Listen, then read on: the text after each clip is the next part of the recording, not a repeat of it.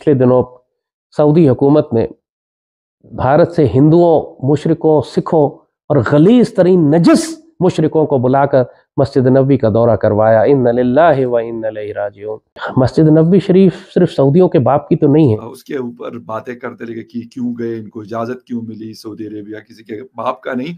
और इसमें इन बातों में बात करने वाले को एक साहब को हम नहीं भूल सकते, ज़ीद हामिद साहब। खुद भी सऊदी अरेबिया एक दफा गए थे और वहां पे अरेस्ट भी हुए थे। सोशल मीडिया पर ये चल रहा है कि इनकी ये वीडियो देखने के बाद सऊदी अरेबिया की तरफ से जो है वो बड़ा सख्त एक स्टेप लिया गया और उन्होंने कहा कि भेजो इनको वापस। पाकिस्तान बड़ा कह रहा है कि साहब ये तो गलत हो गया, ये तो बहुत बड़ा अन्याय हो गया साहब, ये तो नाइंसाफी हो गई, सब कुछ सब मतलब सभी बेकार हैं छोड़ के पाकिस्तान। ज़ैद हामिद साहब वही है ना जो लाल टोपी वाले, हाँ, ग़ज़वा हिंद के बहुत बड़े लोग हैं। बिल्कुल वही है। कह रहे हैं कि क्या ये जो सऊदी अरेबिया है वो बाप लगता है इनका?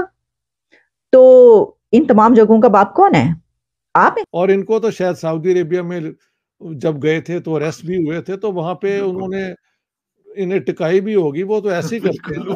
हाँ हाँ, तो उनका कोई पर्सनल भी हो सकता है इस मामले में। उन पे टाइम जाया करने की कोई जरूरत नहीं है, वो ग़ज़वा हिंद करवाते रहते हैं और पाकिस्तान में लोगों के पास खाने को नहीं है। इसकी इतनी औकात है, ये हमें बताएगा सेक्युलरिज्म के बारे में।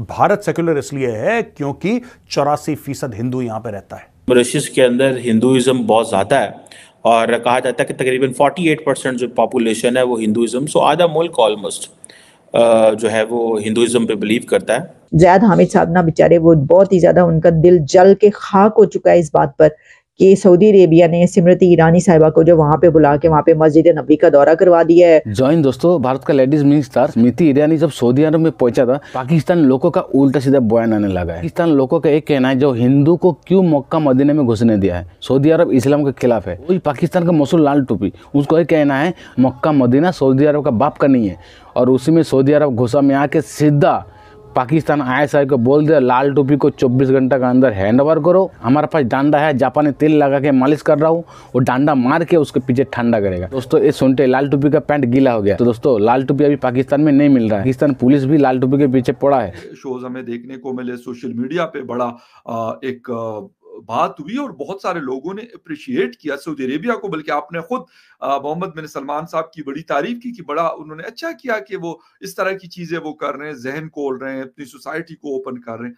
लेकिन ज़ैद हामिद साहब कह रहे हैं कि इस तरह के लोगों को जाने की इजाजत क्यों दी गई है, सऊदी अरेबिया के किसी के बाप का नहीं है। तो सर ये क्या चक्कर है कि ज़ैद हामिद साहब को लोग सुनेंगे, MBS साहब उनसे पूछ के किसी को आने की इजाजत देंगे या नहीं देंगे? ज़ैद हामिद साहब वही है ना जो ग़ज़वा लाल हिंद टोपी के वाले, हाँ, ग़ज़वा हिंद के बहुत बड़े लोग हैं। बिल्कुल वही है। ज़ैद हामिद साहब की पोजीशन भी यानी कि ये उनकी पोजीशन है। We need not spend time considering कि किसी एक बंदे की ये क्या ओपिनियन है। कई लोगों की ऐसी ओपिनियन हो सकती है और इनको तो शायद सऊदी अरेबिया में जब गए थे तो अरेस्ट भी हुए थे, तो वहां पे उन्होंने इन्हें टिकाई भी होगी, वो तो ऐसे ही करते हैं ना। हाँ हाँ, तो उनका कोई पर्सनल भी हो सकता है इस मामले में, समझ गए आप। तो बट लेट्स, उन पे टाइम जाया करने की कोई जरूरत नहीं है, वो ग़ज़वा हिंद करवाते रहते हैं और पाकिस्तान में लोगों के पास खाने को नहीं है। तो ये तो उनकी लेवल है सोच की। तो but like any other public figure, he has a right to express his views and we should, ठीक है, ये उनका पॉइंट ऑफ व्यू है। ज़ैद जमान हामिद साहब आपको पता है पाकिस्तान के कितने बड़े वो डिफेंस हैं। कभी वो बंदूक पकड़ के वो भागते फिर रहे होते, निशाने बांधते हुए नजर आ रहे होते, सब कहते हैं तो फलस्तीन जाने की तैयारी कर रहे हैं। कभी फिर लगता है कि तीसरी आलमी जंग जो स्टार्ट होने वाली है इसमें जाने की तैयारी कर रहे हैं। लेकिन इस बार उनके हाथ में तो बंदूक नहीं है, लेकिन उन्हें अपनी जुबान से जो तोप चलाई है, सबसे पहले तो जो उन्होंने लैंग्वेज इस्तेमाल की उसको मैं कंडेम करती हूँ कि किसी भी इंसान, मजहब, कम्युनिटी या कंट्री के खिलाफ है। ऐसी लैंग्वेज आप इस्तेमाल कर रहे हैं कि जो सुनने के भी लायक नहीं है। लेकिन जो उन्होंने सवाल किया है तो पायन तुसी होंदे कौन हो, यानी मेरा तो सवाल ये होगा कि ज़ैद साहब क्या आप सऊदी अरेबिया से सवाल कर सकते हैं, इस उसमें आप वो हैं। और फिर ये कि उनका ये कहना कि सऊदी अरेबिया ये इन मुकद्दस मकामात का बाप तो नहीं है, मस्जिद नबवी का बाप तो नहीं है वो, तो पायन ये सिर्फ इन जगहों का ही बाप नहीं, सऊदी अरेबिया तो ताड़ा भी बाप है। लेकिन इस मुद्दे पर आने से पहले मैं जरा आपको सुनवाना चाहती हूँ, दिखाना चाहती हूँ कि उन्होंने क्या कहा है। लेकिन जो सबसे ज्यादा रूहानी तकलीफ मुझे जिस बात की हुई है वो ये कि पिछले दिनों सऊदी हुकूमत ने भारत से हिंदुओं, मुशरिकों, सिखों और गलीस को बुलाकर मस्जिद नबी का दौरा करवाया। इन्ना लिल्लाहि व इन्ना इलैहि राजिऊन। मस्जिद नबी शरीफ सिर्फ सऊदियों के बाप की तो नहीं है, ये तो पूरी उम्मत की इमानत है। सैयदी रसूलुल्लाह का मकाम है। पूरी मुसलमान दुनिया खामोश क्यों है इसके ऊपर? किसी ने सऊदियों को चैलेंज क्यों नहीं किया? पूरी दुनिया में कोई मुसलमान आलिम दीन भी नहीं है जो खड़ा होकर कहे कि ये जुल्म तुम क्यों कर रहे हो, तुम कैसे कर सकते हो, और तुम्हें हक नहीं है, और तुम सईदी रसूलुल्लाह के खिलाफ जा रहे हो। और सईदी ने तो फरमाया था कि ये मुशरिक मस्जिद हराम के नजदीक ना पहुंच सके, तुम इनको मस्जिद हराम के अंदर लेकर चले गए। इन्ना लिल्लाहि व इन्ना इलैहि राजिऊन, इन्ना लिल्लाहि व इन्ना इलैहि राजिऊन। हम गुस्ताखी रसूल सल्लल्लाहु अलैहि वसल्लम पे पूरी दुनिया में तूफान बर्पा करते रहते हैं। ऐसे ऐसे हंगामे पाकिस्तान में किए गए कि जनाब फ्रांस के सफीर को निकालो, तो ये कर दो, तो वो कर दो। जरा थोड़ा सा करें ना सऊदियों के खिलाफ भी, जरा निकाले ना उनके सफीर को भी बाहर, जरा कुछ करें कि ये क्या हमारे लिए सिर्फ मईशत और तजारत ही जरूरी रह गई है कि रोज़े रसूल सल्लल्लाहु अलैहि वसल्लम की जितनी बेहरमती करते रहे, हम सिर्फ इसलिए चुप रहे कि हमारे लोग वहां मुलाजमत करते हैं और हमें उनसे पैसा मिलता है। तो ठीक है, फिर इंतजार करो अल्लाह के हुक्म का। जब तुम्हारे ऊपर गजा जैसी बमबारी होगी तो शिकायत नहीं करना फिर तुम अल्लाह से, फिर तुम इस काबिल नहीं हो ऐसी कौम के जिनको अल्लाह संभाल कर रखे।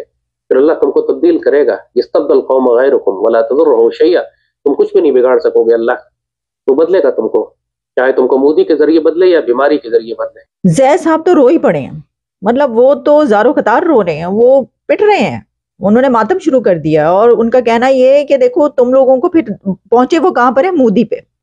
पर बात फिर मोदी पे आई है। उन्होंने कहा है कि तुम लोगों को फिर मोदी बदलेगा, क्योंकि मोदी बदल रहा है, क्योंकि मोदी ने बदल के दिखा दिया है।